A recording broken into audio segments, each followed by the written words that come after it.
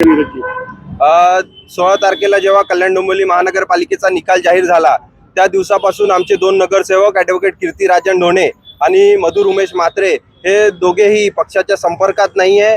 आम्ही त्यांच्या घरी किंवा त्यांच्या कार्यालयात माहिती घेतल्या आणि तिथे आम्हाला त्यांची कुठली खोज खबर लागलेली नाही आहे।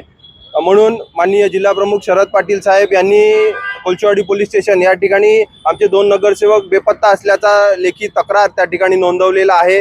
पोलीस त्या ठिकाणी तपास करत आहेत, परंतु पोलिसांना देखील या ठिकाणी कुठल्या प्रकारचा खोजखबर लागलेला नाही आहे। माननीय संजय राऊत साहेबांनी काल आम्हाला आदेश दिलेला आहे, शहराच्या सार्वजनिक ठिकाणी या दोन्ही नगरसेवकांचे बेपत्ता असल्याचे पोस्टर लावावा, ज्याच्यामुळे सामान्य नागरिकांना किंवा कोणालाही ते दिसून आलेत किंवा त्यांची कुठली माहिती मिळाली तर आमच्या शिवसेना शहर शाखा कोलचेवाडी या ठिकाणी संपर्क साधावा अशी आम्ही मागणी करतोय। या दोन नगरसेवक संदर्भात तुम्ही आक्रमक आहे, बाकीचे मनसेच्या संपर्कात जे नगरसेवक आहेत त्यांच्या बाबतीत तुमच्या काय धोरण दिसत नाही? हे दोन नगरसेवक कल्याण पूर्व भागातले आहेत, त्यामुळे आम्ही कल्याण पूर्वचे पदाधिकारी म्हणून फक्त कल्याण पूर्वेत आहे नाही, कल्याण पश्चिमेत ते दोन नगरसेवक जे आहेत ते कल्याण पश्चिमेचे असल्यामुळे कल्याण पश्चिमेचे जे पदाधिकारी असतील, जिल्हा प्रमुख असतील, ते त्यांच्या पद्धतीने ते त्या ठिकाणी खोज घेत आहेत, खबर घेत आहेत। दुटप्पी भूमिका दिसत नाही ठाकरे गटाची यामध्ये? नाही, दुटप्पी भूमिका नाही। आम्ही कल्याण पूर्वेचे पदाधिकारी आहोत, त्यामुळे आम्ही कल्याण पूर्वेचे नगरसेवकांची जबाबदारी आम्हाला पक्षाने दिलेली आहे। त्यांना सोडलंय का?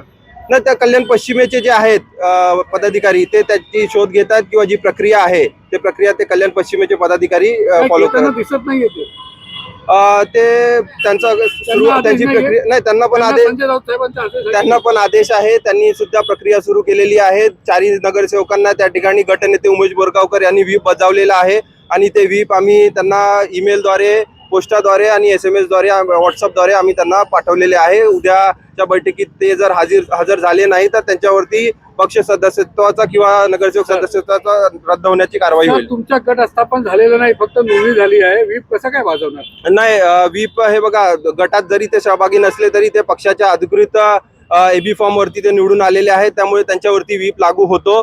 कायद्यात तशी तरतूद आहे आणि आम्ही त्या पद्धतीने व्हीप त्यांना बजावलेला आहे।